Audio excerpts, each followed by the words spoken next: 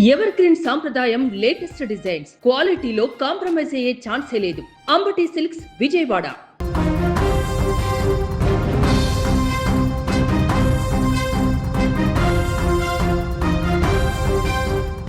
తమిళనాడు ఫలితాలలో టీవీకే అధినేత హీరో విజయ్ దుమ్ము దులుపుతున్నాడు.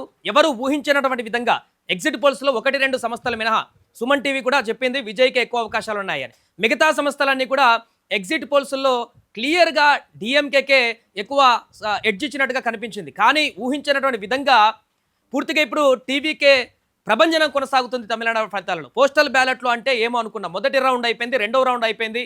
స్పష్టంగా టీవీకే పార్టీ అక్కడ ప్రభుత్వాన్ని ఏర్పాటు చేసేటువంటి దిశగా అడుగులు వేస్తుంది. సుమారుగా 80 నుంచి 90 స్థానాలలో ఆధిక్యాన్ని కనబరుస్తుంది. మిగతా రౌండ్లు పూర్తయ్యేసరికి ఒక క్లియర్ కట్ ఇప్పటికే అక్కడ టీవీకే అభిమానులు కానీ కార్యకర్తలు కానీ సంబరాలు చేసుకుంటున్నారు పార్టీ కార్యాలయం వద్ద. అదేవిధంగా పుంజేరి రిసార్ట్ వద్ద కూడా కోలాహలం నెలకొన్నటువంటి పరిస్థితి నెలకొంది.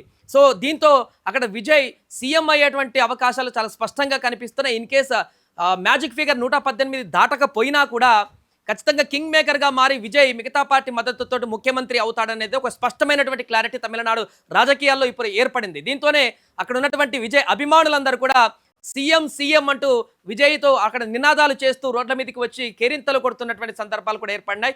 ఏదేమైనా కూడా తమిళనాడు ఫలితాలలో ఊహించినటువంటి యొక్క మార్పు దేశవ్యాప్త రాజకీయాలలో కూడా సంచలనంగా మారింది. ఎందుకంటే ఆంధ్రప్రదేశ్లో పవన్ కళ్యాణ్ గెలుపుని ఏ రకంగా దేశవ్యాప్తంగా చూసిందో ఇప్పుడు విజయ్ గెలుపును కూడా అదే రకమైనటువంటి దేశవ్యాప్త రాజకీయాలలో కొంత హైప్గా చూసేటువంటి అవకాశం స్పష్టంగా కనపడుతుంది. ఎందుకంటే తమిళనాడు చరిత్రలోనే ఇదొక అరుదైనటువంటి సన్నివేశంగా మారబోతుంది పూర్తిగా టీవీకే అధికారంలోకి సింగిల్ పార్టీగా ఎదిగితే.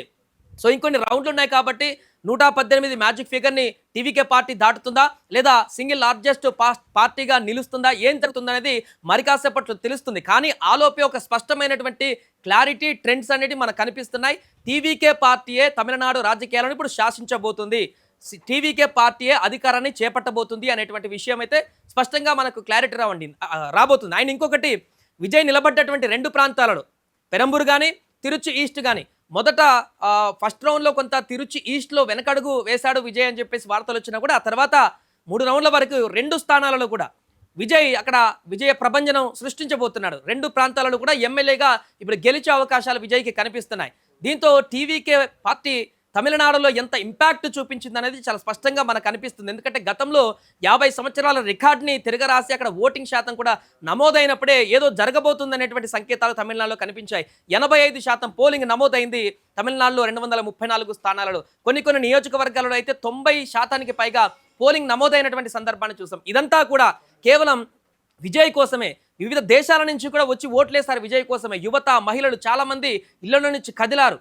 గతానికి భిన్నంగా ఈసారి ఖచ్చితంగా విజయ్ని గెలిపించుకోవాలనేటువంటి ఉద్దేశంతో టీవీకే పార్టీని అధికారంలోకి తీసుకురావాలనేటువంటి ఉద్దేశంతో అక్కడ చాలామంది మహిళలు, విదేశాల్లో ఉన్నటువంటి యువకులు వారందరూ కూడా ఇండియాకు వచ్చి మరి తమిళనాడుకు వచ్చి మరి ఓట్లేసినటువంటి సందర్భం నెలకొంది. ఈ యొక్క ఓట్ల ప్రభంజనం, యువకులు సృష్టించినటువంటి ప్రభంజనం, మహిళలు వేసినటువంటి ఈ ఓటు శాతం పెరిగినటువంటి ఓటు శాతమే ఈరోజు విజయ్ గెలుపునకు ఒక బాట వేసిందని చెప్పొచ్చు. అండ్ చాలామంది ఈ యొక్క ఎగ్జిట్ పోల్స్ తర్వాత విజయ్ గెలవడం కష్టం, 1-2 సంస్థల మినహా విజయ్ గెలవడం కష్టం, డిఎంకే లీడ్లో ఉంటుంది, ఒకవేళ హంగ్ వచ్చినా కూడా విజయ్కి 30-40 కంటే ఎక్కువ రావని చెప్పారు. కానీ మొదటి నుంచి కూడా ఒక 10-15 రోజుల నుంచి ఎన్నికలు జరిగినప్పటి నుంచి సుమన్ టీవీ కూడా చాలా క్లియర్గా చెప్తుంది ఖచ్చితంగా విజయ్కే ఎడ్జ్ ఉండేటువంటి అవకాశం ఉంది. అక్కడ విజయ్ ఖచ్చితంగా ముఖ్యమంత్రి అయ్యేటువంటి అవకాశం ఉంది. అక్కడ ప్రజల్లో ఉన్నటువంటి ఇంటర్నల్ టాక్ వేరే రకంగా ఉందనేటువంటి విషయాన్ని మనం చెప్పేటువంటి ప్రయత్నం చేసాం గత 10-15 రోజుల నుంచి. సో అదే జరగబోతుంది. ఇప్పుడు సుమన్ టీవీ చెప్పినటువంటి విషయం స్పష్టంగా ఇక్కడ మనకు ఫలితాల్లో కనబడుతుంది. టీవీకే పార్టీ విజయ ప్రభంజనం దిశగా వెళ్తున్నటువంటి సందర్భంలో తమిళనాడులో ఒక కొత్త రాజకీయ శకానికి నాంది పలకబోతున్నట్టుగా కనబడుతుంది.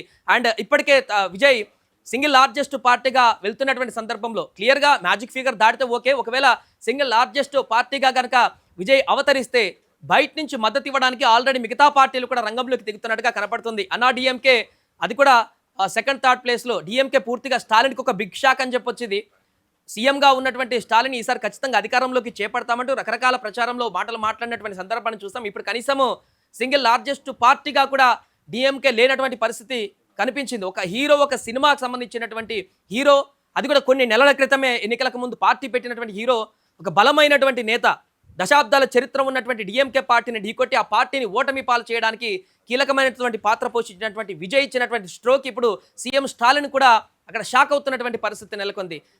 దేశవ్యాప్తంగా ఉన్నటువంటి రాజకీయ నేతలందరూ కూడా ఇప్పుడు తమిళనాడు వైపు ఆసక్తిగా చూస్తున్నటువంటి పరిస్థితి.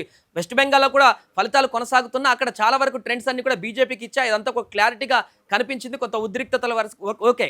కానీ తమిళనాడులో భిన్నమైనటువంటి పరిస్థితి. దక్షిణాదిలో అక్కడ ద్రవిడ సంస్కృతితోటి ముడిపడినటువంటి అంశాలు ఉన్నటువంటి పార్టీలనే అధికారంలోకి తీసుకువస్తాయి. అలాంటిది అన్నాడీఎంకే డిఎంకే కాకుండా ఇప్పుడు ఒక కొత్త పార్టీని అధికారంలోకి ప్రజలు కోరుకుంటున్నారంటే ఖచ్చితంగా అక్కడ ఒక మార్పు మొదలైంది, మార్పు కావాలని ప్రజలు కోరుకుంటున్నారనేటువంటి ఒక సంకేతం అయితే దీని ద్వారా మనకు కనిపిస్తుంది. ఏదేమైనా కూడా నిన్న మొన్నటి వరకు సిల్వర్ స్క్రీన్ పైన హీరోగా కనిపించినటువంటి హీరో సినిమాలలో ముఖ్యమంత్రిగా పాత్రలు చేసేటువంటి ఒక హీరో ఈరోజు రియల్గా ముఖ్యమంత్రి కాబోతున్నాడు అనేటువంటి విషయం ఇప్పుడు దేశ రాజకీయాలలో ఎలాంటి మార్పులను తీసుకురాబోతుంది, తమిళనాడు రాజకీయాలను ఏ రకంగా మలుపు తిప్పబోతుంది అనేది ఇప్పుడు ఆసక్తికరంగా మారింది.